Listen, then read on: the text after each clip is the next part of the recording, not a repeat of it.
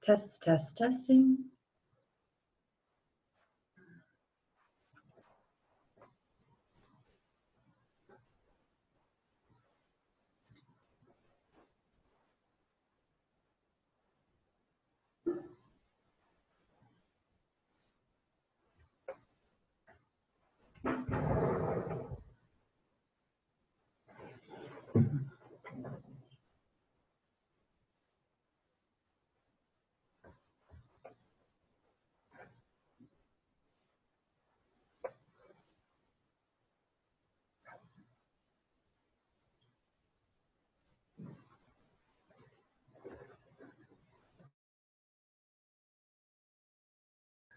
Okay, good.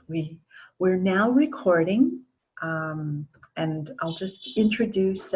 This is Yip Busaba Yip from the Wuhing Society, based at Lahaina, Maui of the Hawaiian Islands.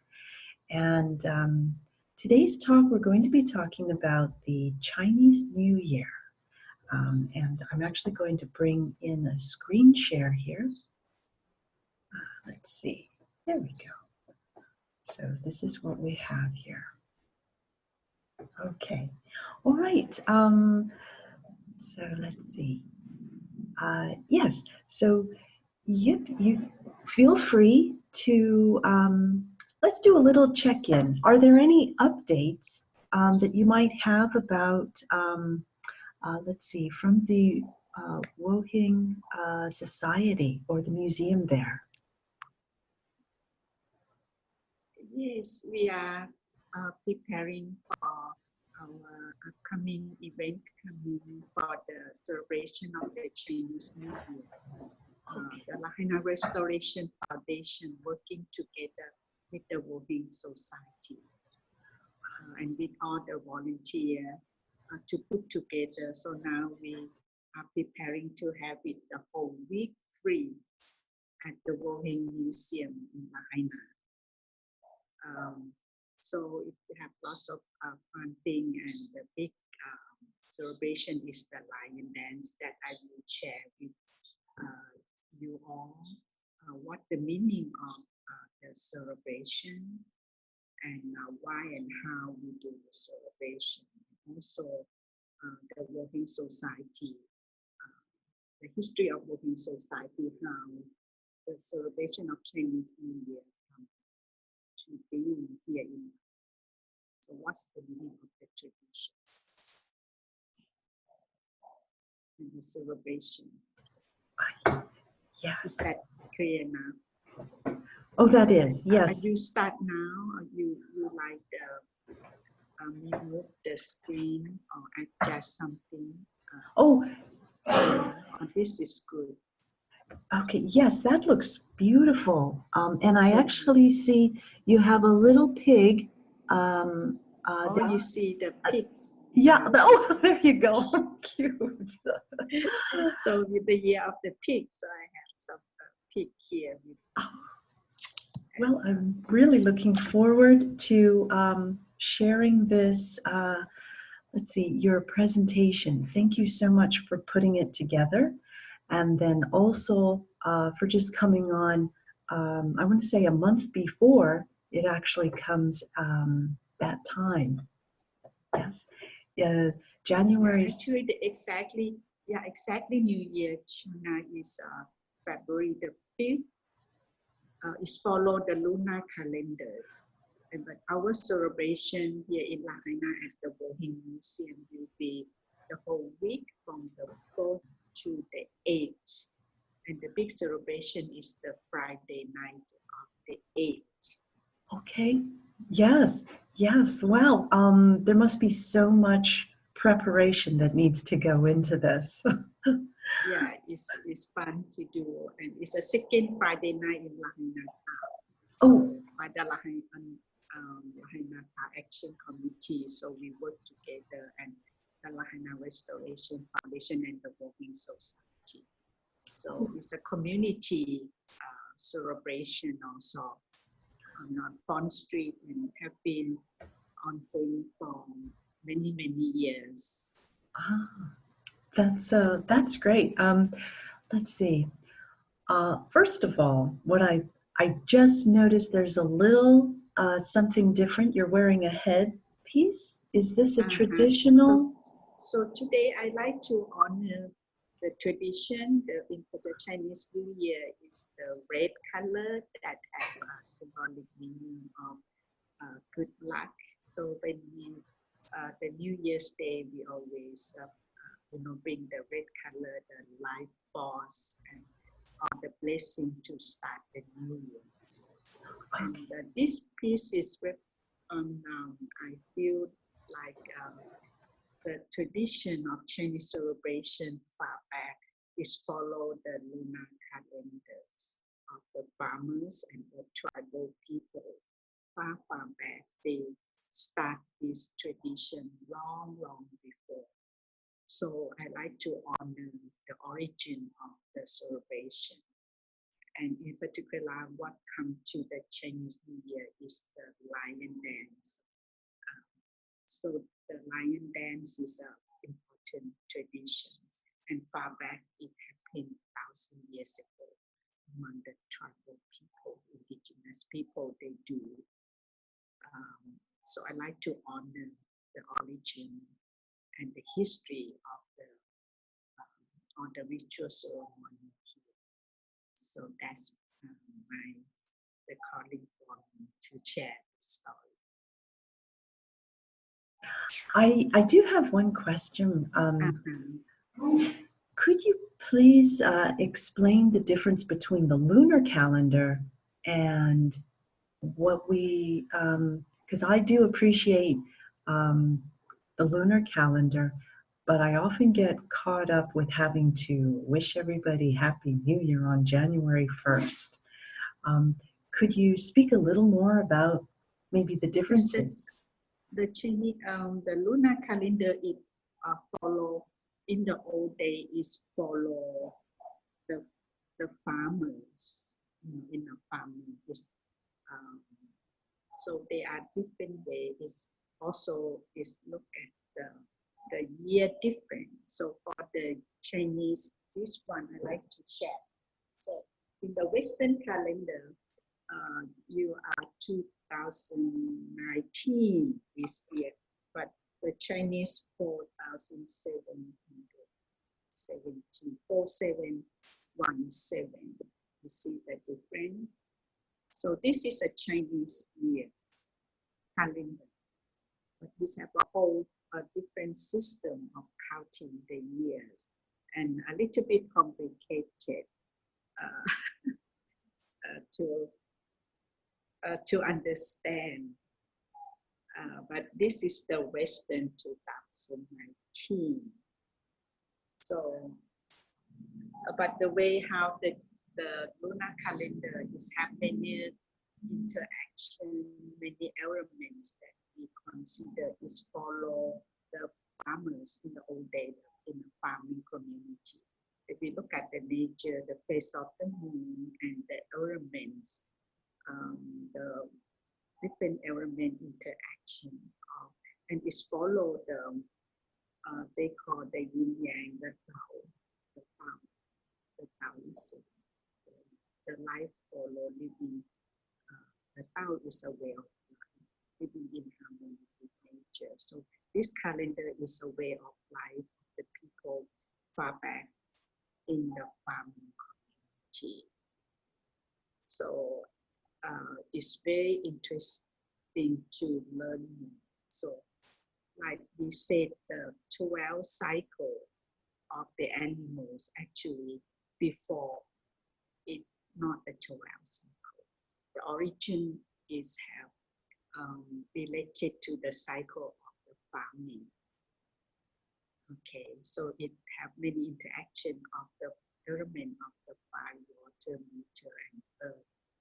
The interaction of all the elements during the farming season. Okay, I can appreciate that really the farmers are very important in yes, terms. In the old days, that's why we like to honor the origin because that the ritual ceremony is an important part of the people's life in the old day, how to survive. And this calendar set up is a life cycle to capture all the element interact between human being and nature and how we can survive, and also a lot of struggle. And it's not only the economic, the social, political also. The political, social, economic, and the spiritual aspect is interweaving together for the human life to survive. So in ancient China, we can learn through the history far back, and we understand why and how all many texts in the ancient time, they keep track how the origin of things come to being and passing down to the political movement, economic and social change. So the calendar is keep track. It's not only the calendar, there are many texts for the history, the story from the whole day and passing down. To ritual ceremonies, festivals, and it's very interesting to learn more. Actually, I still feel like I'm a student of learning more. So, like the celebration of Chinese New Year is a part of our life, but this year I learned a lot. But before I come share with you, I found some very interesting book about the Chinese New Year, the celebration, why the lion dance come to celebration. So when I look back, it understand the whole historical context and interrelated to political, like I shared with you, the spiritual aspect in all elements and how it is today. So it's evolving and transforming. And it's so exciting when you celebrate like the Chinese New Year, you understand where it comes from and how it used to be and how the evolving it changed into today and it spread to all over the world. Wow. Why that happened. So really exciting. So thank you for the opportunity that you do good work to bring us sharing our story from the east to the west. Actually, in the history, it's very important for us to the connection interrelated and how actually when I talk to the lion dance, I will share more. Okay. The lion dance is come from Persia. Persia. Origin from China, but because of the Silk Road and then like what we do now, try to bring the world, the East and the West come closer. So the people start to make a journey and trading and during that time. So brought to the lion back from Persia to China. So interesting. That's one example to see how important we to share our story when the world come closer and learning from each other. Yes. And celebrate our life, the beginning of life, the beginning of New Year, the ending of one cycle to the beginning of another cycle. So this calendar holds a lot of things in the history also, in the calendar to understand. And when we look back to 1,000 years, we know the cycle may repeat again. So how we can hold ourselves and handle things in a good way and learning from the past, understand the present situation and for the future generation. So for me, I see and hear what I learn and share is a confirmation of the journey that I walked through. Is learning from the past and the future generations. Does that make sense? It makes complete sense. I really appreciate that you're explaining this to us. And I want to say thank you for coming up early and meeting me at this time. So what we can do then is I'm going to put myself on mute. If any question comes up, um, um, I'll sort of wave and then unmute. But I'm going to allow this space just for you to speak and to share about the Chinese New Year, the year of the boar, and it is now for you to present. So thank you. Thank you very much. So Chinese New Year is the celebration is one of the longest celebration, longest festival in the Chinese tradition. It's the whole month celebration. And then you may heard about people always say "Kong Hei Fat Choi" that in Cantonese. So this is the word that we use for the blessing for the New Year's. So "Kong Hei Fat Choi" is in Cantonese. Actually, is the wealth, prosperity in yours. And the Sun Yin Bai Lo, that also in Cantonese is happy New Year. So this is a word we say blessing to each other during the Chinese New Year. And the celebration farm back, like I shared with you, that the cycle of the 12 animals actually far back is not the animal, the 12 animals, is follow the farmers. But today everybody understand is the 12 cycle, and the boar is the last, is the 12 animals of the cycle. And this cycle of calendar is follow the Tao. You can see the symbol of the yin and yang. So one spot of black in the white, one white in the black. So as I said before, this is a symbol very significant to say how to live life in the center of peace and harmony. Follow the Tao on the ways. So this celebration have I will share a little bit. I already mentioned what the history, okay, and it will different, okay. Like even what's the significant meaning of the boar or the pig. So each year, different masters.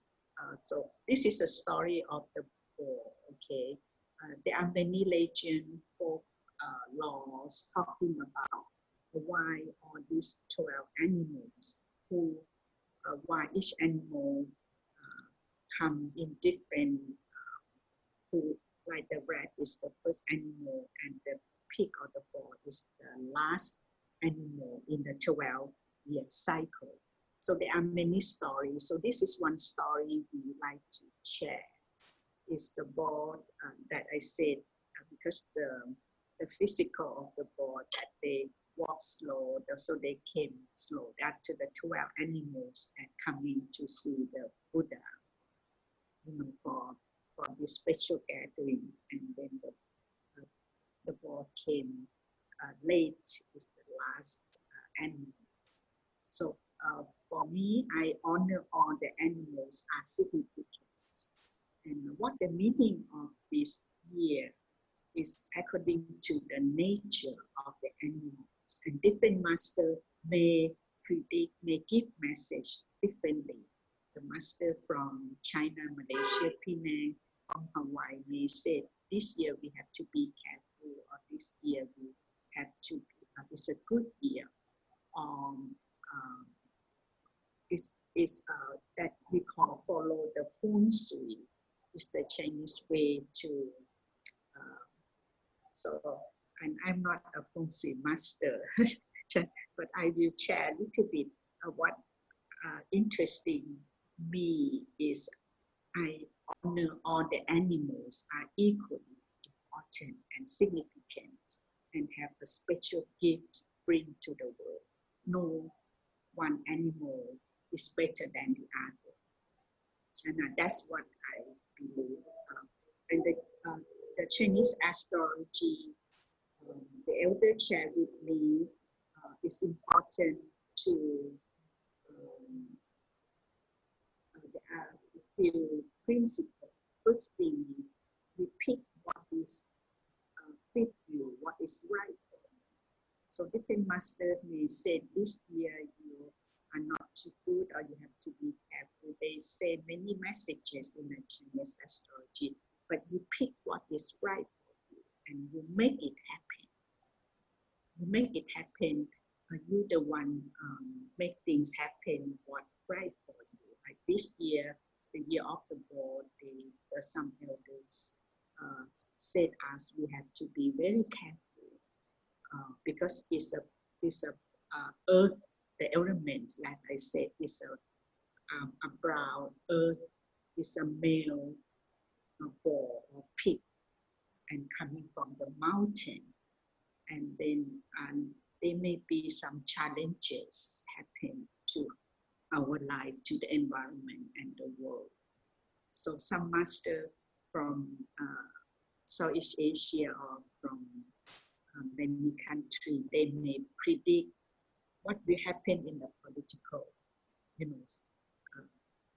situation in the world, what things will change, and in the economic. And so in a bigger scale until very in your personal life.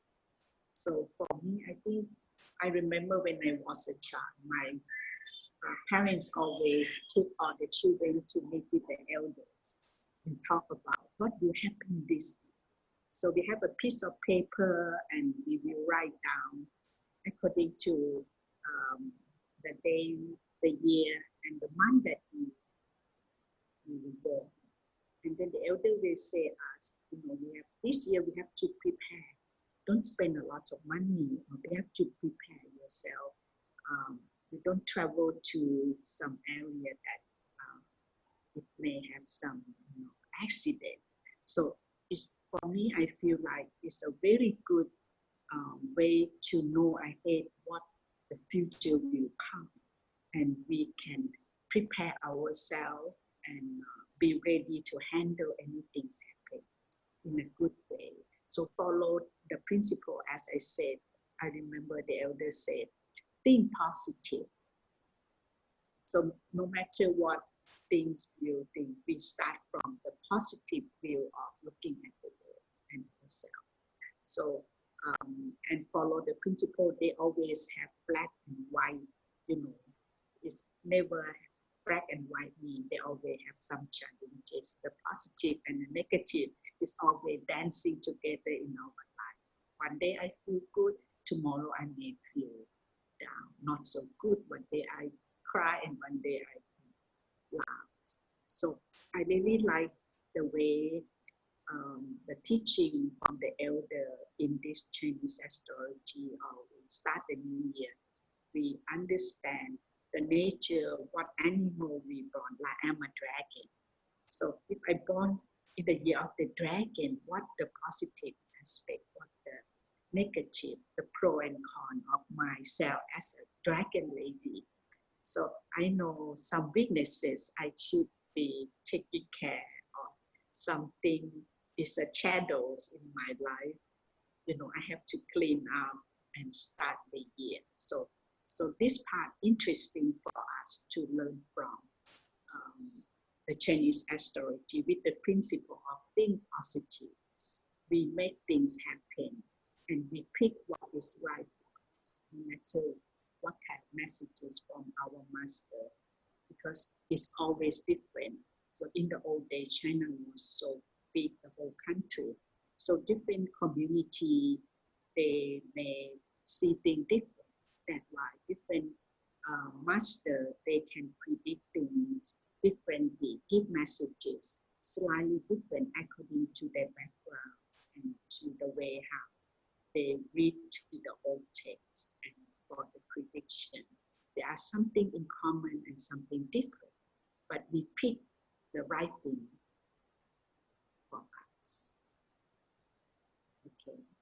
And for this year, there are many messages. So we already live up there on the first, okay. And also, the pig is a very special animal. So we like to share a little bit. This is a very exciting. I like to thank you, Dennis Ryan, our good friend, who shared with us about the significance of the pig in the ancient time, like I said, in a farming community, 1,000 years ago. They honored the pig. Like this is far back in 2,500 BC. So at that time of the history, the farming community where the farmer play a significant role. And pig is a very important animal during that time in a community. So they have ritual ceremony honoring the pig. And then from the pig is evolving into the dragon. So there are many story legends that Dennis did some research and he collected all these items to the years. When he came to Maui to the Walking Museum, each Chinese New Year, he will bring all the special items related to that particular year. Like we are still in the year of the dog. So I already shared that Dennis brought a 2,000-year-old tomb dog this year and talk about how the dog saved humankind during the big flooding and people have no food to eat. The dog went into the muddy field, came out with the grain of rice, and the farmers start to grow rice. So that story, we still in the dark years, okay, until February the 4th. So we like to honor the dog at this time also and say goodbye to the dog. And because the dog play an important role, is like planting the seed, preparing us to start the completion of the year. Actually, the 11 animals already play the role, helping us. So in our life, the same. We are. It's like we're preparing the soil, like a farmer, cutting the branches, and now it's time for the completion of the cycle. Is come to the peak. Yes. So from the peak is a new beginning of the new cycle. So that's why the elders said this year important.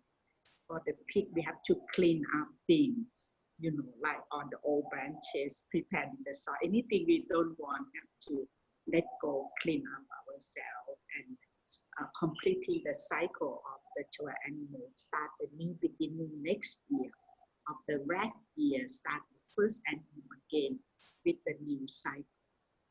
So that what this, when we look back to the history, we see all this ancient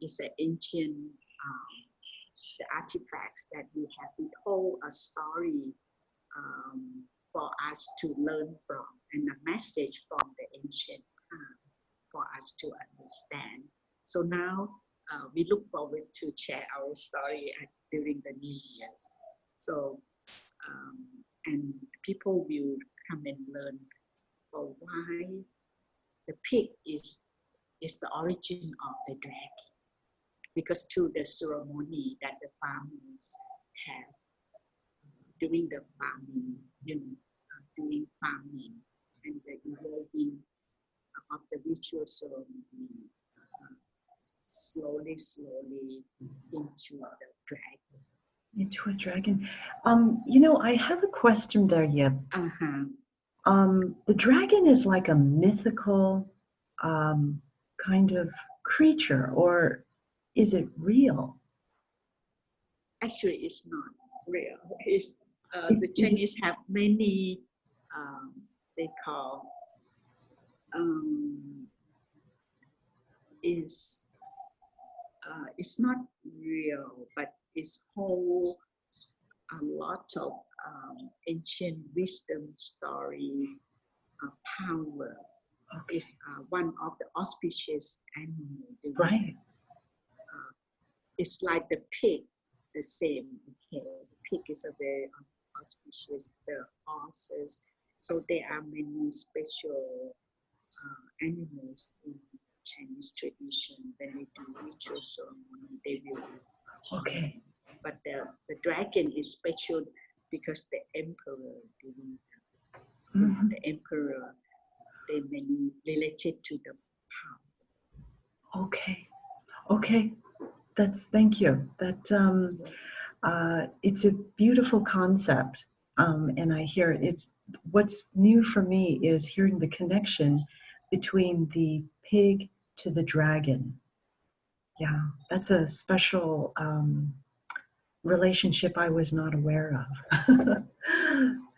Yes, I never know about this also until when Dennis, when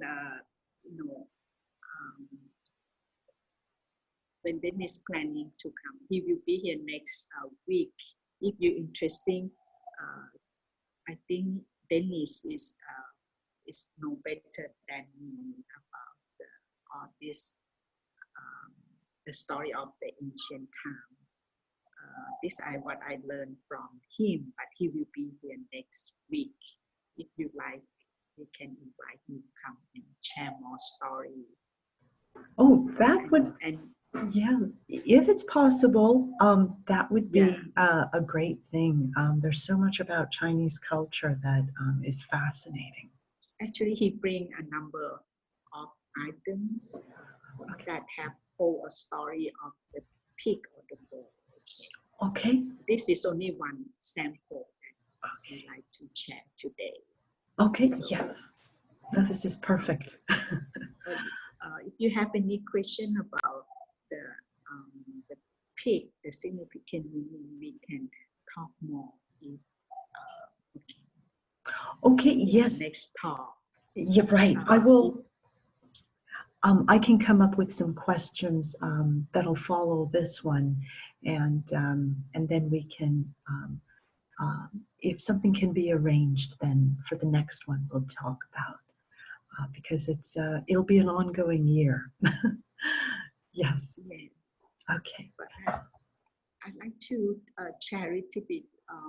For me, we are looking forward. When I was a girl, we are looking forward this Chinese New Year in the family, and because their celebration is the whole month celebration. It's a whole month, like it starts 2 weeks before, like exactly Chinese New Year is February 5th. So we have 2 weeks before the 5th. The celebration starts 2 weeks before and 2 weeks after the 5th. So it's a whole month celebration of the Chinese New Year. Would you like to know what we do? Why it has so long? What we do 2 weeks before and 2 weeks after? Oh yes, please share with us. Actually, the ritual ceremony during the New Year's, when I grown up, I'm not really understand why and how they do things. The elder don't say much. The reason why we do this and how we will do, but they just tell us we should do this, we should do this. But when I came here to the Wohin Museum and work with the Wohin Society, and then when they have a Chinese New Year celebration, I learned more. Actually, this is like my real university of life, and also learn more about my own culture. So I gain back who I am as a Chinese who born in another culture. So the connection to my own roots actually start because of the journey of traveling and coming here to Hawaii and work at the Wohin Museum, and to the research that we do for 15 years. So it's a whole process brought me to understand through this celebration, understand from the when we first do the research, the 2,000 pieces of record, okay, in the Working Society record, I did not know why and how we have to do. And my Chinese not really good because we not use them. The first thing we lost is our language. And then the written language we lost. So when come here, all this record was written in Old Chinese. So it inspired me to understand. So I'm learning more by working on this project. To the year, we found the booklets that related to the Chinese New Year. And then we learn more about how the Chinese used to do things. And they are different, okay? The ceremony of Chinese New Year, different community, as I said, may slightly different. And how the Chinese here in Lahaina do things, how the Chinese in Hawaii do for Chinese New Year. But only thing in common is the lion dance. They always have lion dance. Chinese New Year come with lion dance. The whole town say, oh, Chinese New Year, oh, lion dance. Everybody come here for the lion dance. Because that's one thing, everybody know the lion. Why the lion dance so significant? But they don't know why and they said Chinese New Year is a Gong Hei Fat Choy. Actually, no, Gong Hei Fat Choy means Chinese New Year is Sun Min Fai Lao. But the word that they say is Chinese New Year actually is the wealth and abundance be with you. But because in the old day, it's very difficult, the life of people, they struggle to survive. So when they complete the one cycle of the farming season, celebrate the New Year, everybody have to looking forward to another year with abundance, with more wealth. So that's why it starts with Gong Hei Fat Choy, welcome to you. Next year we will have more food to eat, in the farming, because they're starting today in the old day. Life in the village difficult, so start a new cycle here. We said that Gong Hei Fat Choy, and then Sun Min Fai Lao, Happy New Year come. Then we have food to eat, and then we will be happy. So now I understand why even the saying Gong Hei Fat Choy, people this word more than Sun Min, because it's a struggle. When our Chinese come here, they struggle to survive in a foreign country. When they make a trip coming to Hawaii, they're away from home, and the celebration bring everybody together. So that's why Chinese New Year is for many, many things that if you follow this, we put together this PowerPoint because it's written story that bring together how we celebrate the New Year. So like you said, the 2 weeks before we will start cleaning our house. So we like cleaning the house because we are busy all year round. So cleaning the house means get rid of things that we don't want in our life, our family. And we put on this called New Year blessings, called Nin Hua. New Year blessing we put in the house on the wall, in front the gate, when we walk into the house, the front gate, and there are stories behind that. Actually, before the invention of this paper, the New Year blessing, is made from wood, the wood carving, like the plaques and couplets. Okay, and after the invention of the paper, they will put all this blessing into the paper and put around the household. And in the old day, they put in front of the house. We believe, to bring the positive thing and into the family and for protection also, the evil spirit or the negative energy not coming in. So the red color have a power of protection also. So that's the meaning behind. So we're cleaning the house now. We put the red,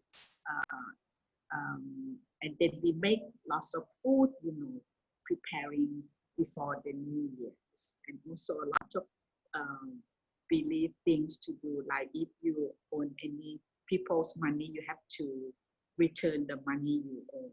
You start a good year, you don't own any money. You don't borrow money from, people, and you have to return the money and start the good year clean. So there are many details what people like to do to start a good new year.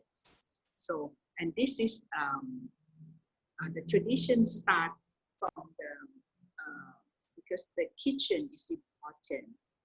We believe in the kitchen. There is a kitchen god who takes care of the family and who play important roles in the family and community. The kitchen god will do it in the New Year Eve. During New Year Eve, we will offering the sweet candy, incense, and pray for the kitchen god. So we believe the kitchen god will go to the heaven and report all the good things about the family, the positive thing to the family. So the kitchen like a center of the family and the community, because food is important. It's for everybody. Is important in the Chinese culture. So we honor, pray the God in the kitchen.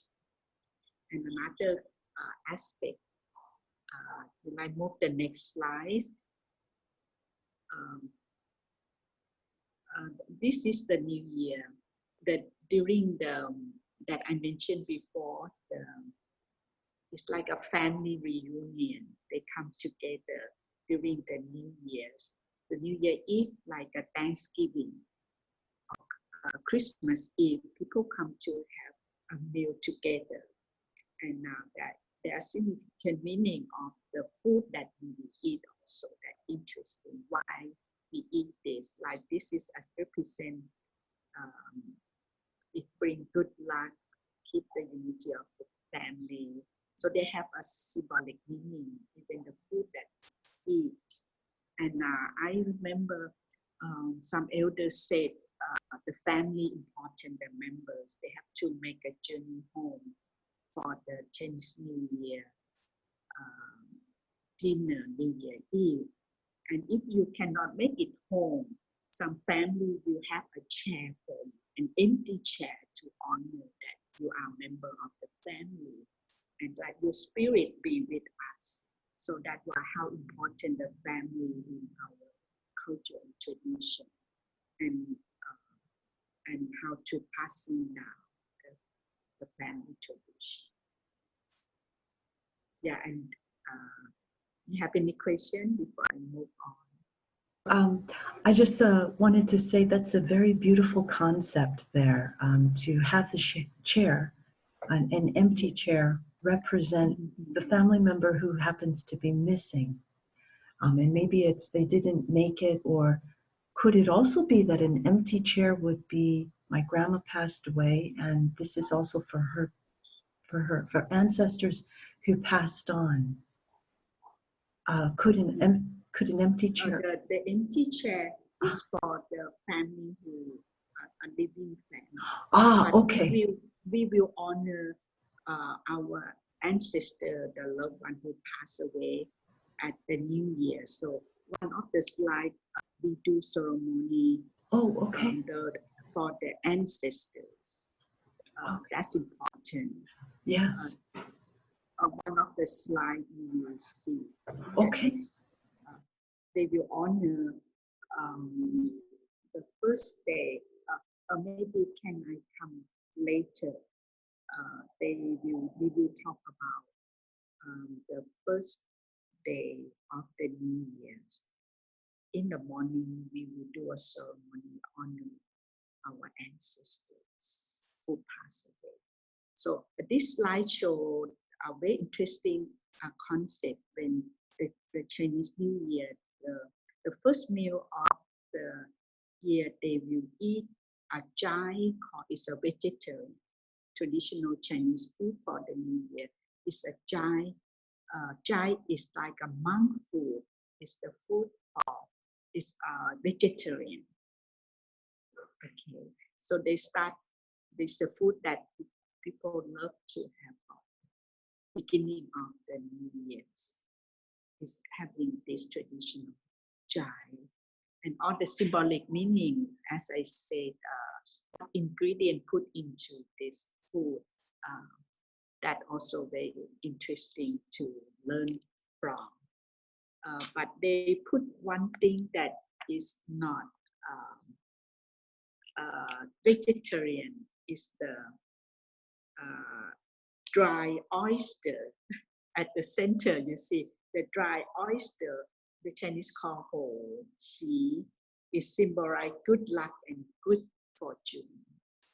So, but that is not vegetarian. But we put that because it's the symbolic good meaning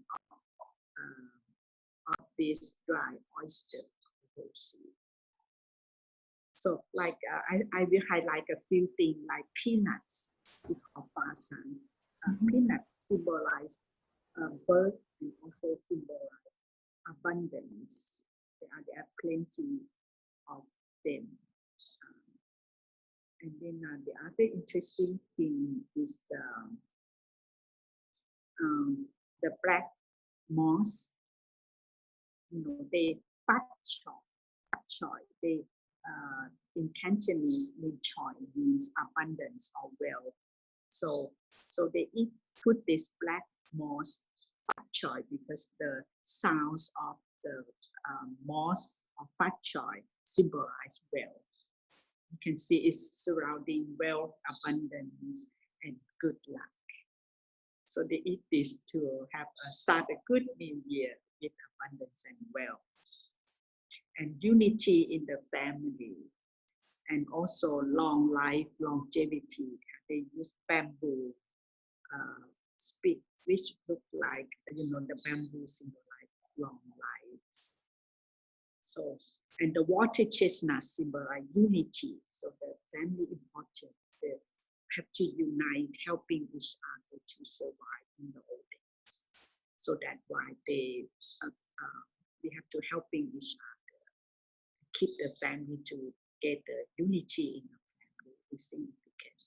And then therefore longevity for wealth. So these are surrounding this good positive things in life. And also for the survival in the old days, they have to survive another year. Is that interesting?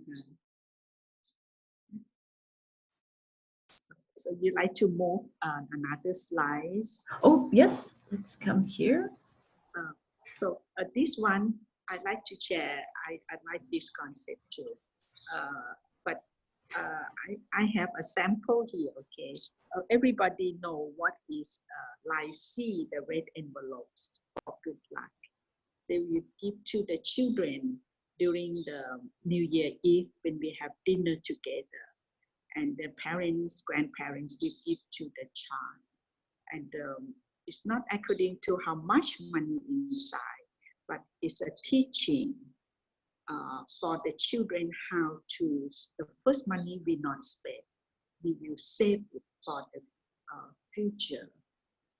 Use the money, take care of our parents and grandparents. So, and the children will start learn how to save money and manage the money properly.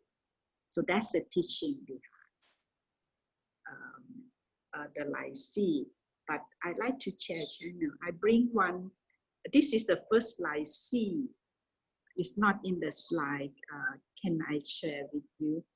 It's before the invention of the red paper. Before invention of the paper and make into the red envelopes like this. Okay, the red envelopes. Put the money in good luck. In the ancient time, I learned this is from the research. They use this red thread with the ancient, because this is the money in the old days with the hole, and you string this and then tie in the baby's waist. And this is the first Lai Si. And because so many children in the old days, they could not survive. They died young because the life, the socio-economic life in the family are very challenging. So very few children in the family can survive. So when the child survives, so the parents, grandparents very happy. So they put a red string with the coins and blessing the child in the rest, the rest of the child, and said, "Oh, we are so happy and blessing for another good year to come." So that this is the first life see, very interesting for us to learn and to honor the tradition, why we use this and how, what meaning before the invention of the paper, okay, into this form. And today they use this for feeding the lions for good luck. Feeding when the lion dance, they always say for good luck, they put the lions, feed the lions for good luck. But in the old days, that's the tradition. Yeah. You have any question with this? Interesting, huh? That is so interesting. I never realized that the coin is what preceded the paper envelope. Yeah, but yeah, this is a first light seed. First licee. I learned this not too long ago. Oh. I did not know this before. Uh-huh. So when I came here, but this is one thing I really enjoy learning and understand why it's true before the invention of the paper. This is represent the blessing for the new year to the child. Very good. Thank you so much for sharing this part. That's informative. Okay, so I come back to the. So I'd like to, I think we will go to after the give this for the children. This is the one about ancestors. Oh, okay, yes. Okay, the ancestor that you are asking when during the ancestor offering for the New Year's. You see, we put each family, we very important the aspect of the ancestors. And not only Chinese, many traditions. We always remembering our ancestors and honoring ancestors. So during Chinese New Year, we will do offering food, rice, wine, and tea, or this okay together in front of family altar. Each family will have a family altar for the ancestor and our loved one who passed away. And then we will go to pray and offering blessing for the new year. So the significant because to remembering, honoring ancestor for the continuity of the family lives. Also in the tradition, we believe the ancestor spirit always with us in the and protect us and give us guidance, keep the family together and blessing us. So in time of challenges, when we went to a hardship, so they always come to give us spiritual support. So that's the significant meaning, how important the tradition of ancestor offering, and we always remember ancestors. Okay, that's beautiful. That's very beautiful. Okay, I'll come to business. Opened. So that I say that the food for the New Year's also have a symbolic meaning. The gum, orange, tangerine, the nian gao, Chinese New Year cake. That's also essential. Because of the stickiness, mean the nian gao. The word nian gao gao mean progress. So it's a good meaning of this special food. Okay. For the New Year, we will eat and we will share with our family. And the gum, the Chinese orange tangerine, the sound of the gum is well. Wealth. Mm-hmm. That is one of a very special offering that we use also. Is a gift we bring to our friends and family. Are welcoming. And this is a Choi Hub also interesting. So this one is one of the artifacts left at the Wohin Society Hall when the Lahaina Restoration Foundation came and restored this building, turned into museum 1984. So it is one of the items of our Wohin research. The Chinese writing there called Wohin Gongxi means it's a Wohin corporation.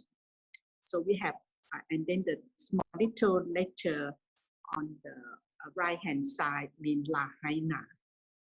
So that's the name of the town was written in Chinese. So very interesting how they, this is artifacts make us understand that for Lahaina was written in Chinese and used the capture the word, the sound Lahaina in a Chinese written language.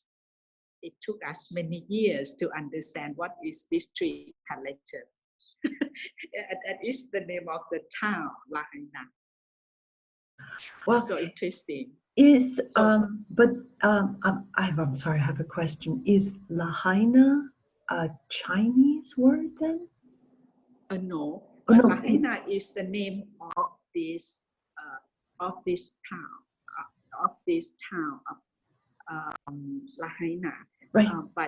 But in the Chinese, the 2,000 pieces of record have this character here. Oh, because the Chinese put our record. They want to mention this piece of artifact, like this Choi Hub, belong to Wohin Corporation from Lahaina. From Lahaina. Ah. That's why they put Lahaina mean the Wohin Corporation is here in Lahaina town. And many records, like a wooden flag, they will use the same, but like a Molokai, Lanai Island, they use a Chinese word captured the sound of the tone of Lahaina. Lahaina, Lanai, Molokai, or Kula. So this is all the name of the islands. They also written in Chinese word that capture the word of the islands in English, but written in Chinese word. Does that make sense? That does make sense. What I comprehend about English, they're just written letters, just like German and just like Japanese kanji. But with Chinese language, it's more a picture that takes a whole meaning. It's not just a single brush stroke. So this Lahaina in the Chinese characters is actually would you be able to say the corresponding Chinese word for each character? Actually, that is Lahaina. Ah, okay. Wow. Yeah, but the meaning of the word is different. Right. They just use that sound.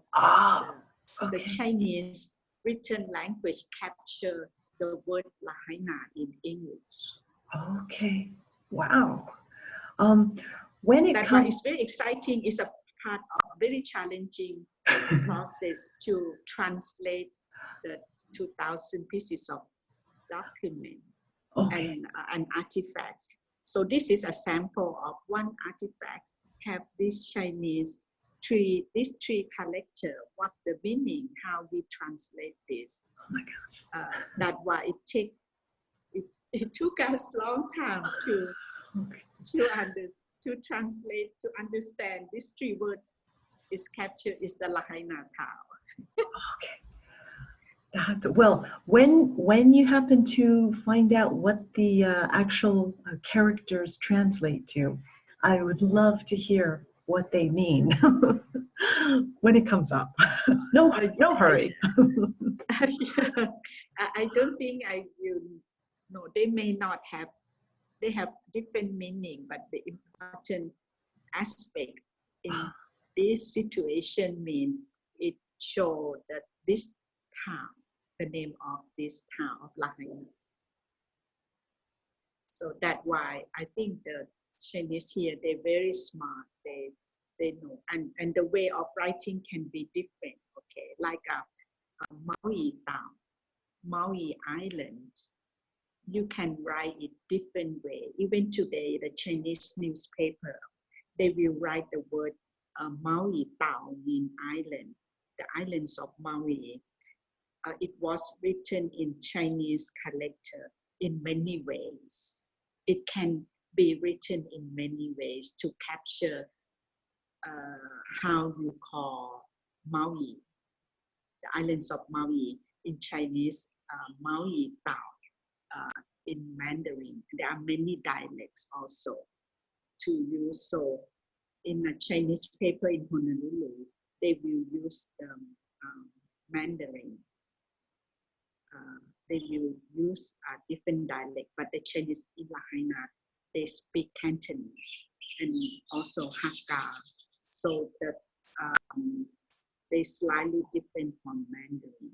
So the word that the word that they use in a Chinese newspaper in Honolulu, they will use different Chinese word, different from the Chinese here in Lahaina. Okay. Because Lahaina only this one, they will use the word that close to the dialect that they speak. Mm-hmm. Okay. Okay. And Is that that's so exciting that you'd mentioned it's Cantonese and Hakka. So what are the two? What are the difference between these two? Actually, they all Chinese. They came from different areas. In majority from our research, the people coming to Hawaii from southern part of China. And at one time, a lot of Hakka people, and also they call the Cantonese people. They call themselves can be Punti. They have a word called Punti and Hakka. But the Punti people mean local. The Hakka, like people who are guests, you just come, Hakka. So they just call the group of Chinese ancestors who make a journey from certain area in southern part of China. Majority from Canton, Guangzhou, or some from Fujian area. So they speak different dialect, and they like for me, I come from Yanping. They are Sayap region, Yanping, Hoi Ping, Sangwu. This is all the four regions. They all speak Cantonese, but they their dialect slightly different. Like my dialect from the village called Toi San, slightly different from the Cantonese from the city or from Hong Kong. They speak Cantonese. So that's why it's very interesting to learn how and why, and sometimes they get along, sometimes they not so get it. But they all because of the situation back home in China at that time, that's why Dr. Sun Yat-sen started the revolution. There was no hope during the Qing dynasty before 1911. So people suffer no hope. So a big wave of people escaped from China, left China, and make a journey to different parts of the world for a better life, for the survival of the family. Because they're starving to death, and the political situation, the socio-economic is in a dark time in the history in China. So that's the reason they have to leave their family, make a journey here, and to different part of the world, even some go to your area. And from our research, we found the Cantonese, they speak Thoi San, they are or say Yap. This is the same group of Chinese that make a journey to San Francisco, to New York, Toronto, in Vancouver. They speak the same dialect from San. Okay, say Yap. That's the original from the same village far back in China. It's a part of Canton of Guangzhou. But in Hawaii, Lahaina, we have Hakka people and Punti, they call Punti. Okay, it's the Cantonese. Like up country in Kula, majority are the Hakka people. But they are, and then here in they are Cantonese dialect. That's why the writing Wo Hing, the name of this society means peace and harmony, is a Cantonese dialect Wo Hing. If in Mandarin we call her sing, and in Hakka may be different. I don't know. Okay. Yeah, I'm curious. Could it be that the Cantonese speakers, because they were in southern China, that they were closer to the sea, maybe, and those who were Hakka were further inland, and that's why they're up in the mountain. Yeah, mountain. Yes. Yeah, they are. So that's why their migration to the lowland, to the city, and the lowland people said you just visitor Hakka. And then the local people, they call them Punti, mean they are local. Yeah, you are right, because of the location and the migration. So from the mountain to that came down. And because of the war, the situation, they moved, okay. The tribe moving. Even my own tribe, my first ancestor far back, the Yip clan 900 years ago. Actually, I have a picture. So that's very interesting too, important for us to learn about our ancestor, where we're coming from. This is my first ancestor. Ooh. The Yip, I'm from the Yip clan 900 years ago. Also, the migration from different part of China, from the north came down to the south. Okay, until settled down my family in Canton, Guangzhou. And then we make a journey to Southeast Asia, many countries. And my family, I was told, they got in a boat. So brought the family to Chinatown, Bangkok. And then have a lot of people from Fujian. They speak Beijing. So, but I'm Cantonese. So I came here, and through the research, I found my ancestor coming. So you can find the connection of your ancestor in the Chinese way. There are different ways. The direct way is the bloodlines. And where I found my first Yip ancestor, this is from the clan. Like I'm from the Yip clan. You can find the Wong, the Cheng. There are many family names here in Hawaii. So you can tracing back to your family lines. So this is my first ancestor of the Yip 900 years. So we related to the clan. And we can relate it to the village where you're coming from. Like you're coming from Fujian, so the relation from Yanping. So I have ancestors coming here to Lahaina, to the Woheng, like Aweng, the last cook of the Woheng, father of Antimata, from Yanping. That's the village my father coming from. My father was born. So we related to the village where we coming from. Okay, and then to the bloodlines. That's a direct connection to the bloodlines. Wow. Thank you So for that's sharing. That's it's a real honor to be able to hear somebody who is a foreigner learning about the culture, your own culture, and being able to find the lineage back, to see your first ancestor, really, the Yip ancestor. Wow. yes, life we never know. Sometimes it's a calling where and why you end up in some area. Yeah. You know, that totally different, like you, totally different from your ancestor home. There Hmm. must be a reason, a purpose for our journey that brought us to different parts of the world. Yes, And definitely. there may be some calling for us to do something there. Mhm. I did not, at first I did not know. Now I believe more and more there's a plan in our life and there's a purpose in life.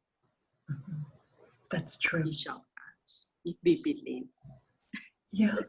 And you follow that calling, this really exciting journey of ancestral work. Mhm. So that's my PhD training. And I to thank you, Dr. Akila Colorado, to start this indigenous science and PhD in traditional knowledge that taught us to know who we are, where we come from.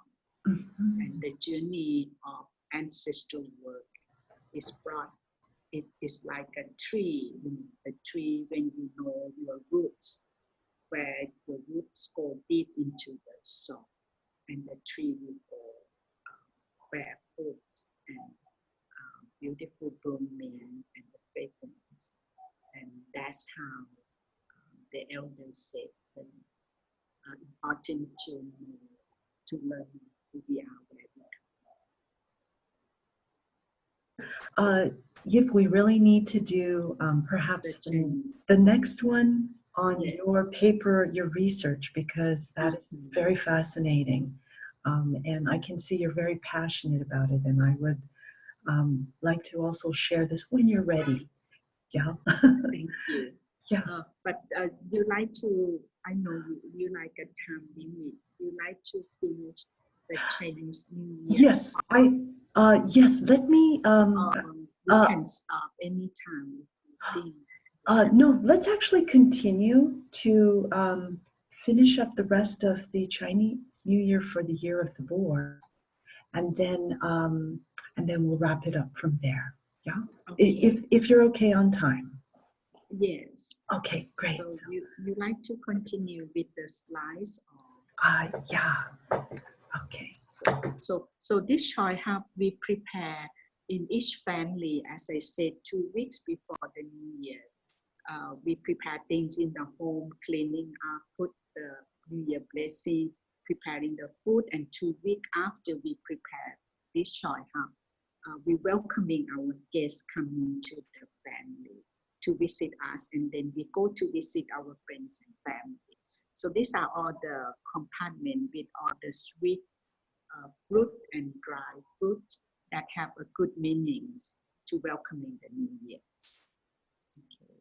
So you like move to another slide, see, and this is during, there are many beliefs in the Chinese, as we said, how, because the life in the ancient time, a lot of challenges, obstacles, so they have, this is the amulet charms, or this thing is come to for protection. It's interesting item that have a symbolic meaning that we believe there is a spiritual power to start the bring blessing for the New Year's and bring wealth to the family, to your business, to protection to your home and family and the community to be safe and to be happy. So it's follow the Taoism. There's a cycle of being of nature and understand the elements, the interaction of the elements. Okay. So it's okay that, and I will share a little bit before closing about the lion dance, that how significant. If you're interested, I really like to spend on the lion dance, have many symbolic meanings and have a long history far back many thousand years. And it's an art of lion dance. In the old days, when they start this ritual ceremony, okay, and during the emperor time, and like, as I said, it's come from Persia, and then it start to evolving to the history. Into today, it's become very all over the world. We have a big competition of lion dancer, become a sport, become any special from birth to death. Like you can have a lion dance for weddings, for opening the store, for Chinese New Year, and even for funeral. So it's covered in all aspects of life. Lion dance become tradition. And then that's the dragon. So come to being for Chinese New Year blessing. They have many stories about why we do lion dance. Because they will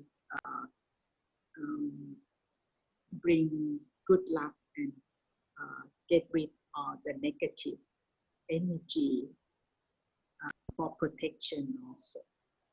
So, and blessing the whole community, like in Lahaina town, they will have lion dance. We start from the warming, blessing us, and go to the whole town, blessing the whole town. If you're interested, we can talk about the lion dance in the town, because the whole history evolving is so exciting. How the martial arts in the old days is not start with martial arts. It's related to the Buddhism also.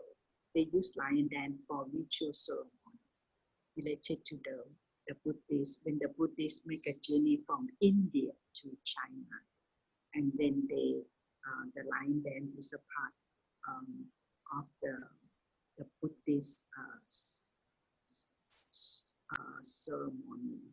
And now later on, it incorporates other aspects into the martial arts, in particular during the Cultural Revolution in China. That the martial arts have to hiding themselves, and for the continuity of the martial art practice, they incorporate into the movement of the lion dance to make it survive. This is very exciting. I just know about this when I did research, prepare for your talk. So thank you for the opportunity. Very exciting to know the connection. Also, we learned that, when you're feeding the lion with cabbage, they have a tradition, you hang a cabbage, green lettuce for the lion to, lion have to catch the green lettuce. Actually, the tradition, the practice, because during the Qing dynasty, there's a revolution want to overthrow Qing. And they're hiding messages. It's like the Moon Festival.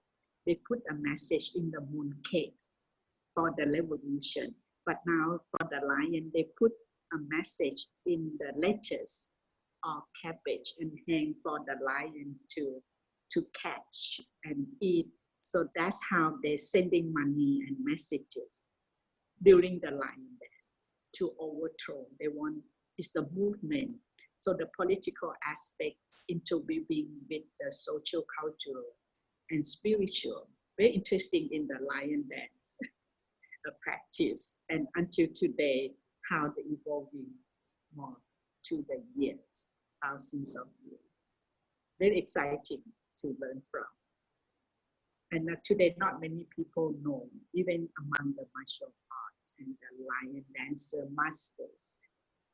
they don't talk about this. So I think it's very significant for us to honor the history and know where it's coming from and how there is a beauty of the tradition. So when we see the lion dance, we know there's a symbolic meaning, there's a spiritual aspect, there's a political aspect, and also there's a tradition and a rich culture that hold through times of evolving to the lion dance today. I did want to mention that the lion dance is, it originates in Persia? Yes, Okay. the lion came from Persia to China. Okay. I think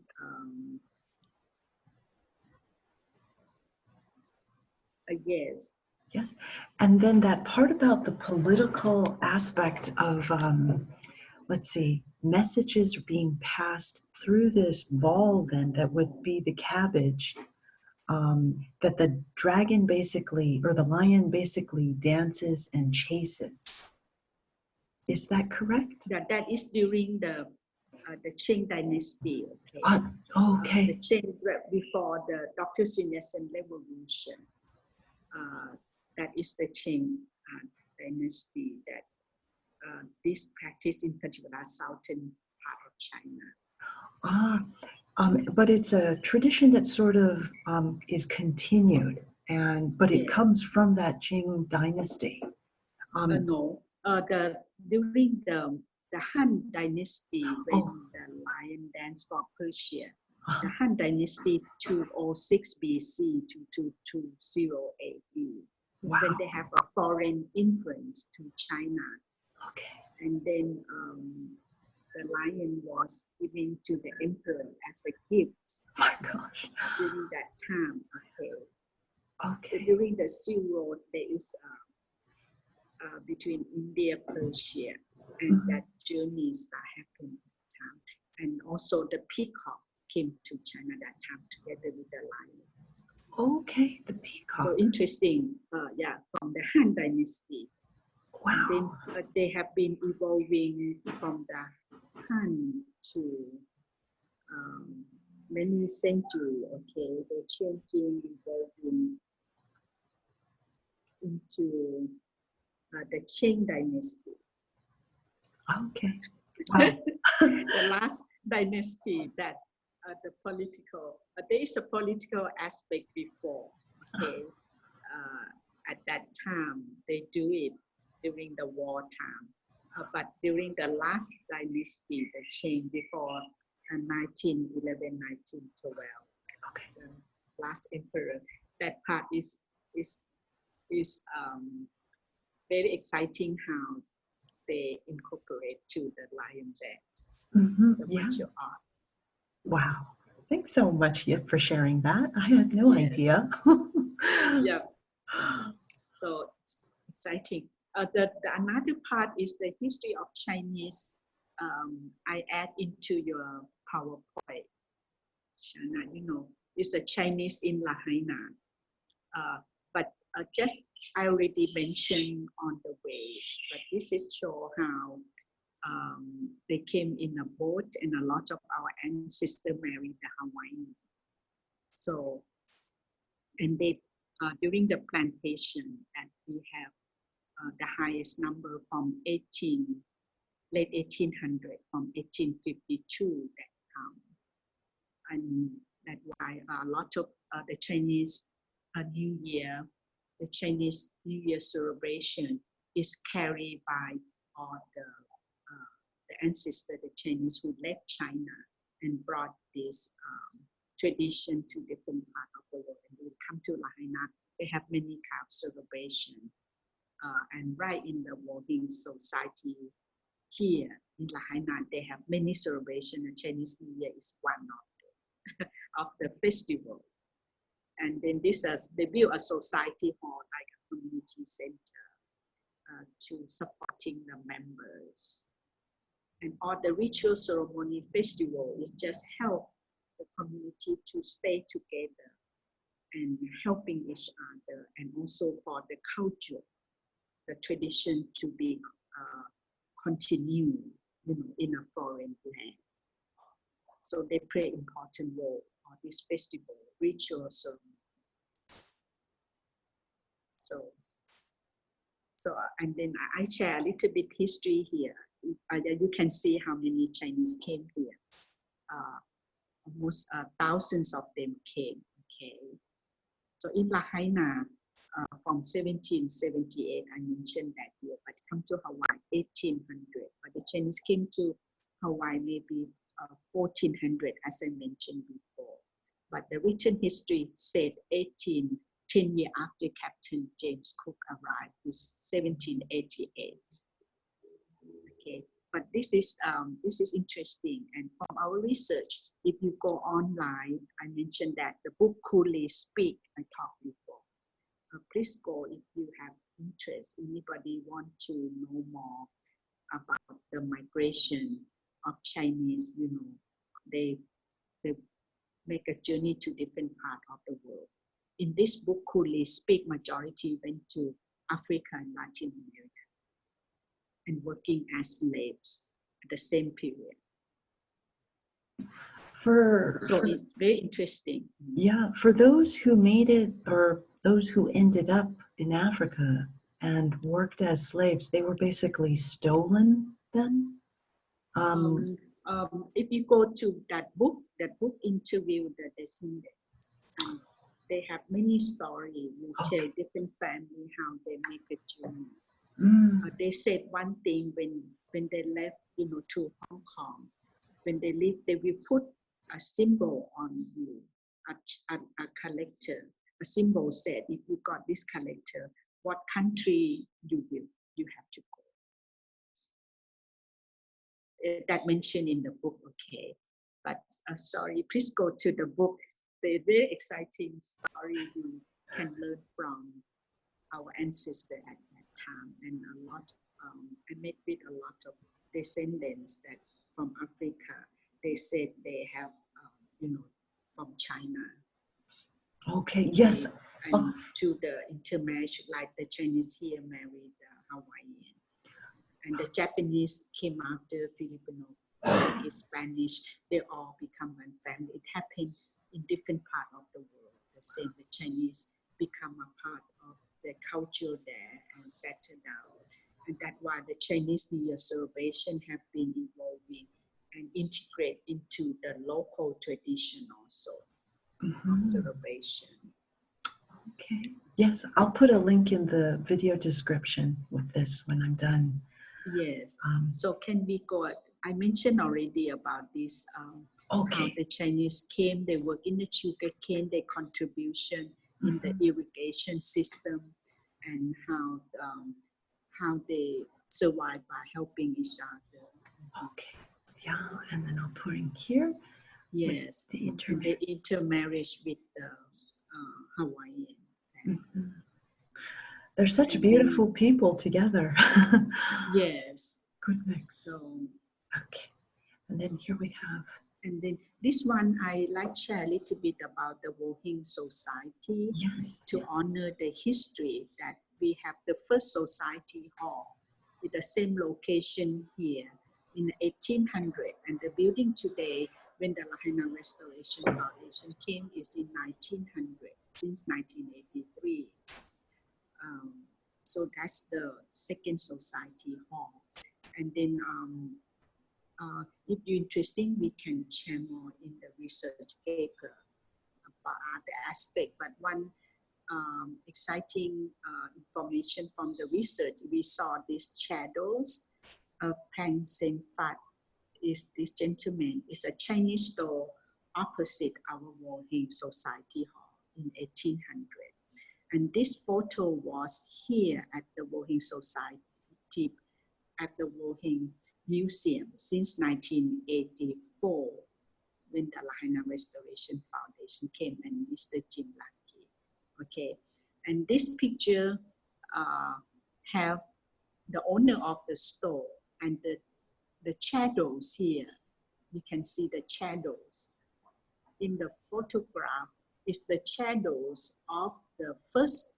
This shadow is the shadow of our first Wohin Society hall. Okay, this shadow on the right hand side is the shadow of the first Wohin Society hall. So this only evident proof this was our building at the same location. Is that interesting? At the beginning, we did not know this building was our first building when I first came. Oh my God! And I found the two couplets on the temple. You know, these two couplets here on the second floor. Mm-hmm. The two couplets on the second floor of the what you point. That is the shadow of the building. Okay, yeah. That is different from the building today, from the society hall today. Wow. So this would have been a morning shot, wouldn't it? The sun shining on the back of our society building. So that is the east, the sun shining to the building. Right. And then the shadow go right to the in front of the St. Fat Co-op. Okay. Wow. So this only thing proved this building was here. Mm-hmm. At the same location. That's amazing. Wow. And later on, we found the two couplets in the building. You see the two wooden plaque. Wooden plaque. Can you point the society hall? Oh, the society hall. Let's see. No. This one next to it. Here. Yeah, here. This one. Yeah. And you see from the ceiling down. This is the bottom. Go up to the top. The second top floor. The second floor. So these two couplets, on the both sides. This is the same on the left and the right. Left and the right. Entrance. Oh, of the doorway. Here, these. Of the doorway. These two wooden plaque is inside our cookhouse today. Okay, and the cookhouse is this one here on the side. This is a cookhouse. We found that too. And then this is the same plaque that you have today. And the building today, these two couplets is the same like the first society. These two are the same like these two. Okay. Okay. These two in the cookhouse, this is the same. And the bottom floor is the same like our building today. The name of the Wohin Society and the two wooden couplet plaque are the same. Oh, these here. They also look like they have like gold leafing on them. Yes. Yeah, it's got that look. Let me shrink this down so we can see it here. But these two are different. Okay. These two, today the top is different. Okay. But the bottom is the same. The bottom is these two, right. These two are the same. Okay. On the entrance is the same like the entrance here. Okay. That's this here. These are the same one. Okay. And then the two here now go into the cookhouse. We found in the cookhouse. Oh, is that exciting? That's a part of our research process to find out. And actually, I was the first one saw the shadow. Oh. When I asked permission to honor this picture, and then I put this picture underneath is in the exhibit today. Okay. Wohin Museum exhibit. And when we put this picture and we saw the shadows. Yeah, that's so really exciting. A shock. It is. I would never have thought to look at the shadow in an old picture. But it's so clear there. Wow. That's a really good eye you've got there, Yip. And this picture was here since 1984 when the Lahaina Restoration Foundation came and have been moving between, in many exhibition boards inside the museum. Okay. But we did not see the shadow until we honored this building, and then the shadow popped up, and we saw the shadows. Okay. Wow. So So interesting, huh? It Really, is. very exciting research project recovering and finding the missing piece of history and story of the, you know, the working society of the Chinese community here in Lahaina. Oh yes, you've got the best job. Yep, you do. No, I'd like to thank you, the Lahaina Restoration Foundation, for because at one time we have 7 of these old buildings here on Maui during the sugarcane plantation. In each sugarcane plantation community, we have one old building similar to our first building, and one by one was falling down. Today, only 2 left, and we are one of the 2. And then if the Lahaina Restoration Foundation not come and have an agreement with the working society, this may not be exist. They may also disappear. So that is important, and to it's a historical building, important to keep and passing down for future generations. So we are in the process of how to planning to protect all these old artifacts, wooden plaque and cup plates, how to keep it, you know, survive for the future generation. It's not easy with the termites problem, with many factors here, the moisture, and very challenging to right. I would think how to protect our building. Yeah, I can imagine that termites are a problem there. Yeah, very big problem here. Yeah, and let's see, the Lahaina Restoration Society, or Lahaina Restoration Foundation. Thank you. Sorry, It's a non-profit. okay. Now we work together between Woheng Society. Woheng Society also is a non-profit. The Woheng Society owns the property, the building, and the Lahaina Restoration have an agreement with the Woheng Society to manage and keep as a museum today. Okay. No, that's a very good collaboration. They came since 1983. They came and restored the building and opened to a public as a museum 1984 until today. So you're welcome to come. Be the only Chinese museum here. So welcome all visitors come and enjoy our history. Yeah, if you come to Lahaina. This is one of the historic side. This is a historic town, Lahaina.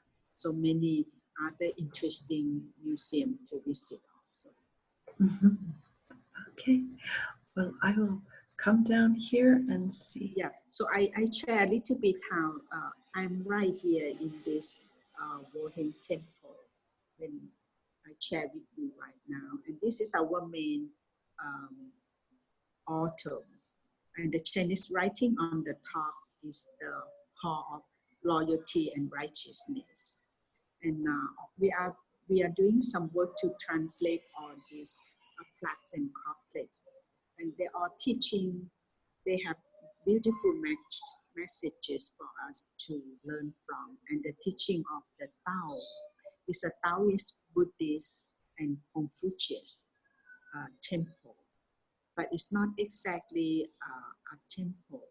But in the old day, we have a high priest from Honolulu come and do a lot of ceremonies, and there's initiation, or to join the members under the Qigong Tong. But now there's no connection. There's a mother organization at one time, and now it's all individual.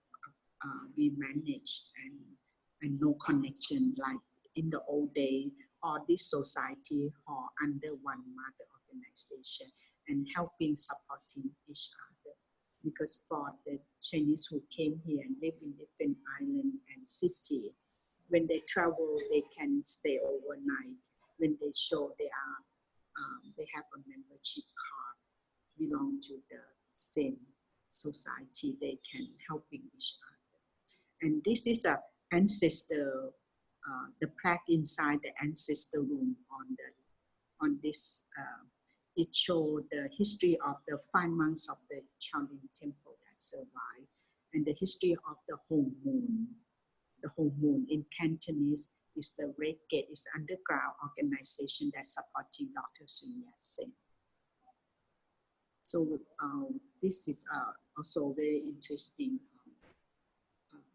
piece of history we learned from that. The Wohin Society is a part of the movement supporting Sun Yat-sen at that time.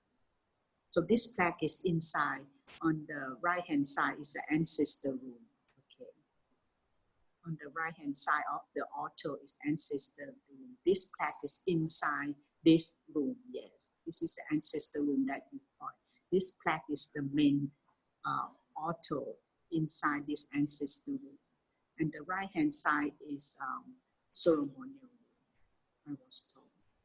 And that is the back of my, that I sit here, the back is on the left and right hand side of mine right now too. You have any question? This is our, today our temple closed to the public. Okay, we're not open to the public right now, only special occasion. Okay, what are the hours for the Wohin Museum?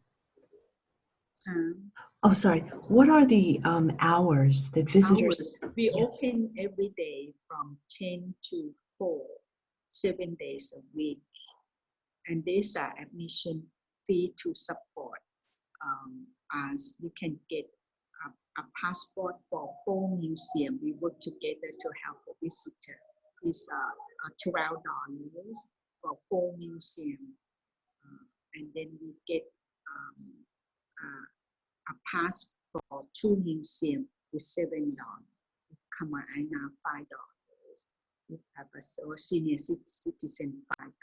And the passport for museum, including the Baldwin Home Museum, the Sugar Museum, and the Bailey House Museum. They are 4 museums hold a very important history of our town and on Maui, Hawaiian history and during the sugarcane plantation. So the Sugar Museum, very interesting, and the Baldwin Home Museum hold the history of the Dr. Baldwin, the early missionary coming to Lahaina and their contribution. So this is sample of the document that I mentioned to you before, the 2,000 pieces about the when left here at the Wohin Society Hall, that the Lahaina Restoration Foundation working together with the Wohin Society to translate all these documents. And I am a coordinator of this project. When I first came now, almost more than 10 years now. And then we have a group of volunteers helping us, and we get support funding from the County of Maui, from many people helping us, but now we not receive any funding. And the project in the process of we put together first documents, okay, to understand our history. We hope to do more work in the future. If anybody have interest, let us know. We like to review all the translation of all the plaques and pamphlets. So make sure we be very careful, not misinterpretation and to honor the history. So we would be waiting for people who can come and help us review the English translation from the Chinese, old Chinese writing of the plaques and pamphlets. Okay, so this sounds like a volunteer opportunity. Yeah, it's a volunteer.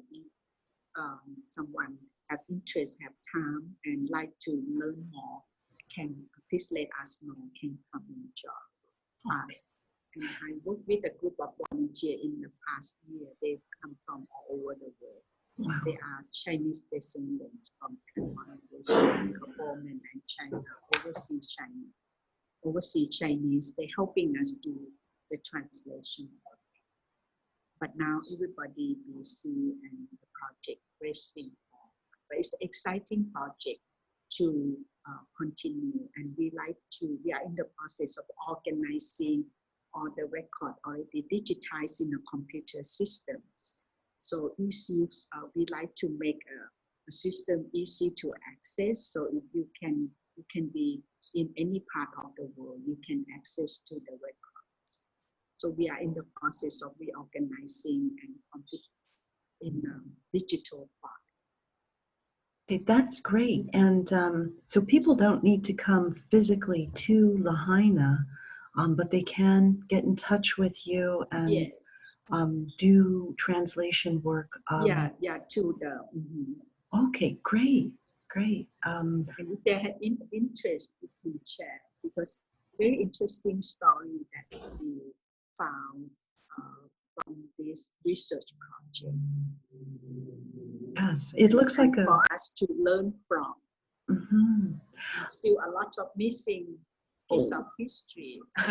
We like to look for in this records. We can missing history may come back to us. So these are few documents about Dr. Sun Yat-sen.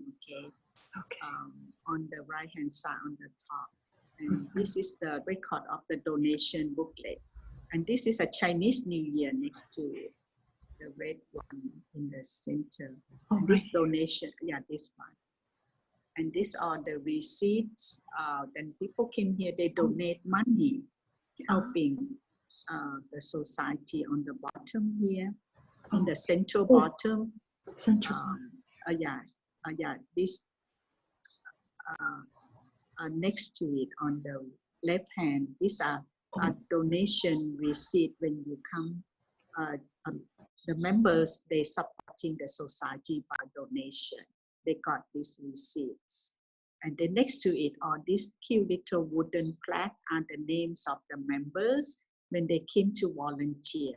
They're coming here to help the society, and they will have their names, their timing, and that they will come to do volunteer work. And on the top, the circle thing is a gift that they will receive when they give donation to the modern society. Very interesting. They make a gift here. It is. I'm sorry. Go ahead. And that's the domino games. They must play games here, and they play mahjong also. We have all mahjong sets here. So each pieces, they carry an interesting story of the old days for us. So when I work on this project, it's very exciting for me to find and learn more, to understand what that means, what messages, and see the connection of this, the information from all the records. This is the written records, how it connects with the wooden plaque and pamphlets. And also some photographs. So to see the connection of all this information, really exciting. So now I have to put everything I learned into writing and that process. And English is my 5th languages. Oh, what languages do you speak, Yip? I speak, the first dialect is Toisanese. I went to school, I learned Mandarin. I speak Cantonese, and I work for the tribal people up in the mountain in Thailand. I speak Thai and I speak the local northern dialect.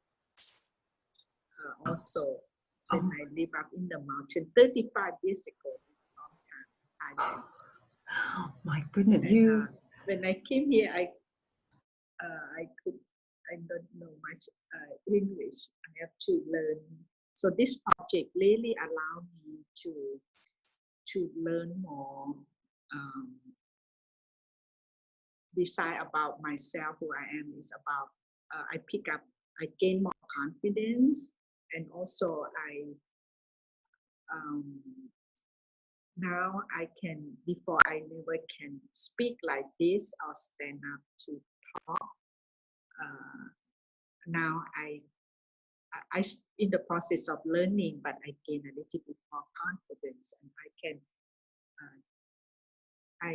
what I learned I can share. Now I learn more after 15 years. This almost 20 years now I live here. So I feel like the things I learned, I love to share with the visitor who come. And when you ask me, at first I'm not sure I can do this video conference, but this is a second one. I gain a little bit confident that I can manage the technology and I can share the story and what I learned to you. And I'm so exciting to know the story now can travel to different part of the world through your connection, and maybe make us come closer. Maybe people from different part of the world can come, and that's make me feel very good. It's very exciting time too. That's the teaching of Sun Yat-sen, that I believe the whole world as one family. That's the dream of Sun Yat-sen. Is for us, for the whole world can become one family. Tien Xie Wei Gong, the 4I universal love, how we can create the whole world as one family. Maybe this is something to explore, how we can make Sun Yat-sen's dream come true. But thank you for the opportunity. I really enjoy learning new things and share what I know. Well, Gerard and I, on behalf of the Tales of Hawaii, we really thank all the effort of just sharing and getting the technology needed so that we can do this video conference with you. So I do realize the significance and the importance of Chinese culture. And so with this new year, it really helps clean up the old stuff and to bring forth the new. So thank you. Yes, we will start a good New Year's. The message said we will start a good New Year's and everything in a good way, and think positive, and be thankful for our life. Now, I did notice we had a few more slides here. Let's see here. Looks like we have 12 more slides. If you're okay on time, or yes. Or how are you doing? Yeah, it's okay. If it's okay, you like go. Yeah, we can finish up the 12 here, and I'll just put me on mute, and then you can go through them. Okay? Okay. Okay.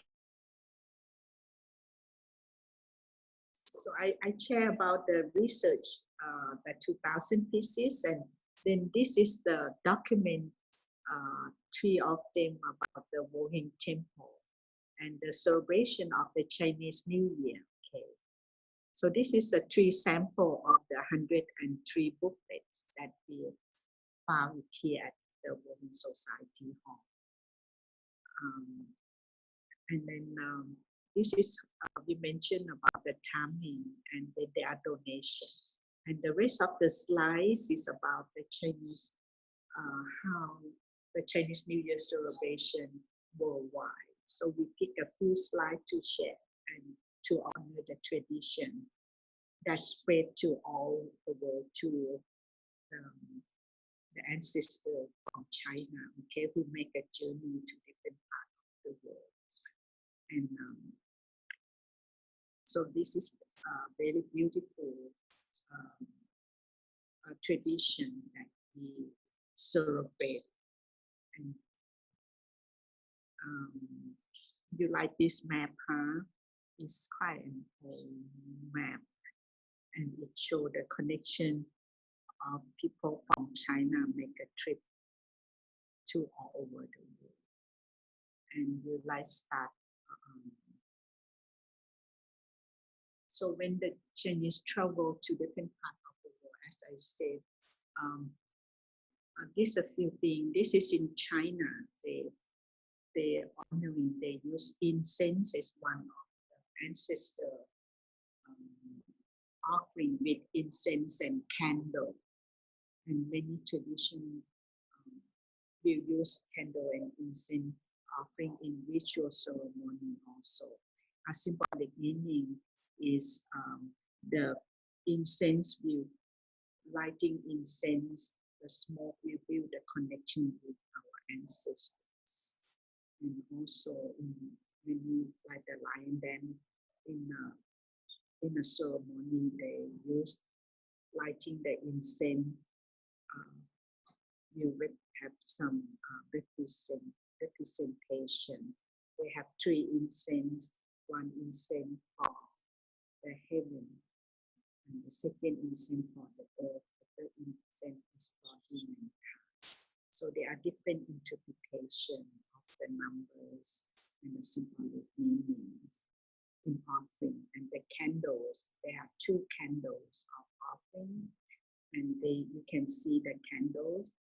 Can some elders say if you represent the sun and the moon, the male and female, and some explanation said they light the candle for the journey for up to the heaven, and another candle for the journey to return back to the earth. So you can see the ritual ceremony can be many interpretations in some way, what's significant.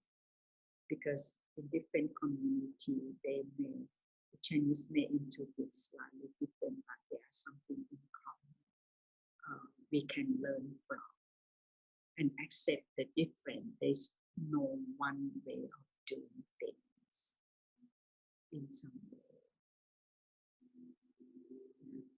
So, and this one is in Kuala Lumpur.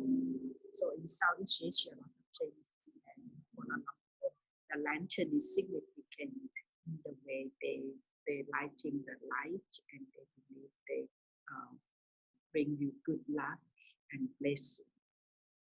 So many lantern festival, and they always have in a special occasion, special building. Yeah. And then the next one, this is from in India. You see, the Chinese community in India celebrates the lion dance. So interesting, huh? In Southeast Asia. And this is very powerful. This is in France, Paris. So the dance, the movement of the dance, also interesting combined in the lion dance. So this is in England, London. They do the dragon dance, and they have a ceremony before the dragon dance or the lion dance, a special ceremony opening the eyes and giving light to the lions and to the dragon also. That's also a lot of symbolic meanings. This is in Ireland. So interesting. So they are the red color.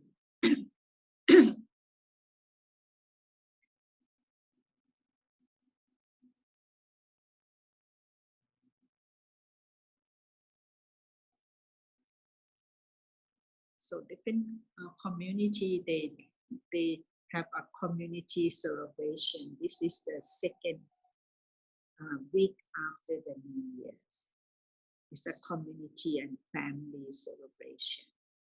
So the lion will go to the street and blessing the town. As I said, happened in Lahaina town.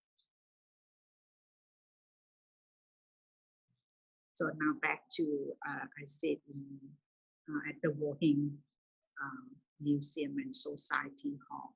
So we have a celebration and continuity of the Chinese New Year for many years. by the Chinese community and by the Lahaina Action community. And Theo Morrison with the Lahaina Action community, the whole town celebrate the Chinese New Year. And later on, with the working society also have a celebration among the members to the records here. And then from the now the working society all here at the Working Museum is a center of the celebration. The line then will start from here, blessing our community and then make the line will dancing move along the way to the shop to the end of the town. And with, we have invited martial arts come and do some to share with us the martial arts. And we will set up an exhibit. This is a cultural exhibit display how we celebrate the New Year. Why and how we do things. So that the senior will come, the preschool, we invite the local community to come enjoy. And the community is a community effort. So all the volunteers from our community and the visitor who come to our town, to Maui at this time. We like to invite them come to join and to volunteer, be a part of the event and the celebration also. So it's a community event that make it happen and working together. So it's a beautiful tradition, and I'm really thankful for the opportunity to learn, to work together with everyone. Yes, well, Yip, I want to thank you so much. I do realize it's gone up for a couple of hours, and I apologize for stretching things out like this. But so fascinating, the information, and especially here, the Wuhing Society and the Lahaina Restoration Foundation. It's very good. It's very exciting time. The children, they come back. The children of the Wuhing Society, they finish their school, like Jacqueline, she used to be event coordinator. They all come back and work with us and to keep the culture tradition. That is very exciting. Okay, yes. For us. I can imagine. I can imagine. So let me see. I'm just going to do a.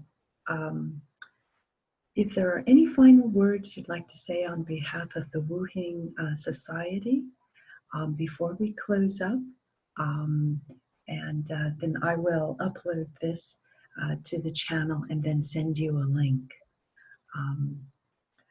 Go ahead and please share if you'd like. Yeah, we'd like to thank you for the opportunity to share our story, and also for the New Year's. We like to send blessing to everybody for good health, for happiness, for joy. I like to say a Sunny Phai-Lok and Gong Hei Fat Choi. Wonderful coming years of the world.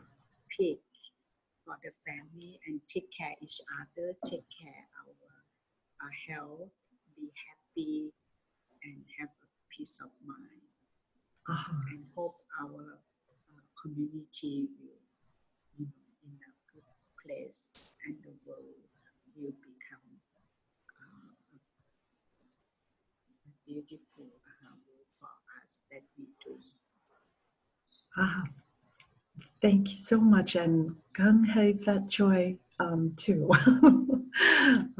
Things will be a great year of change. Yeah, great year of change, no matter what.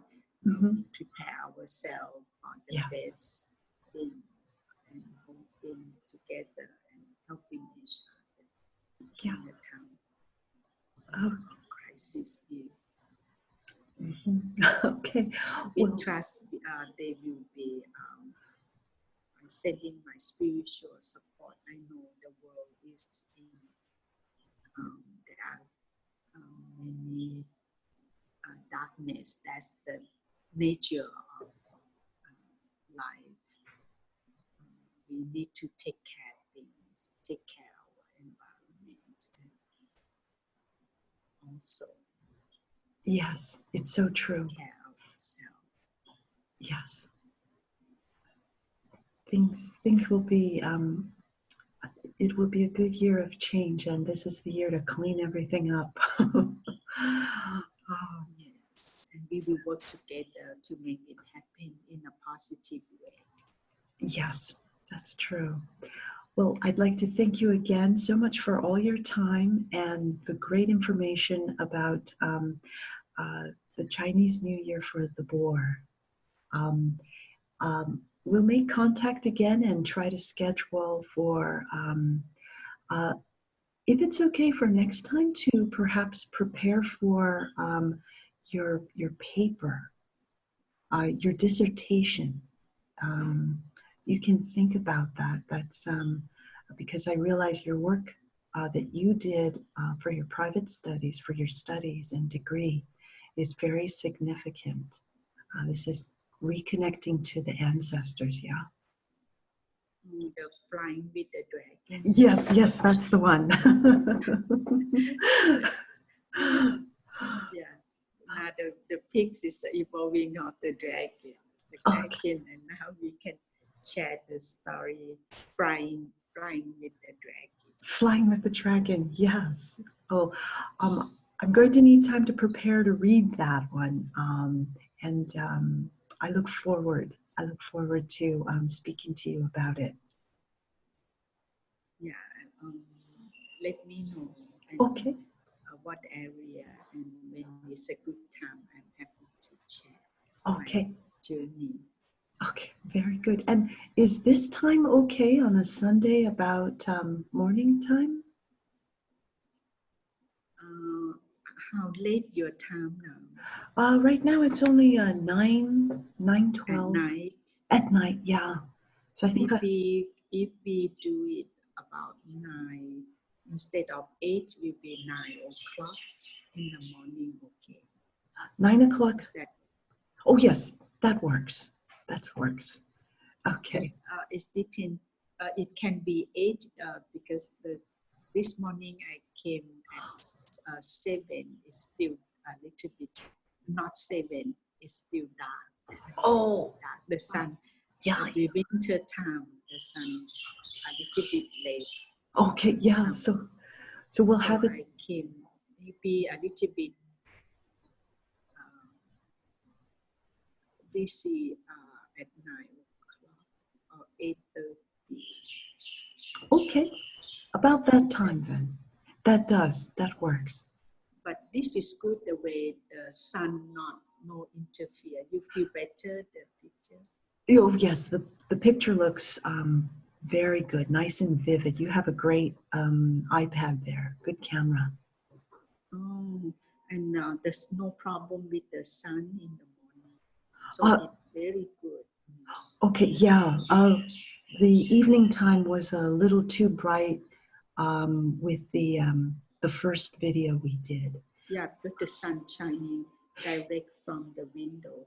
Okay. In the morning, I feel very comfortable here. No sun from the main door.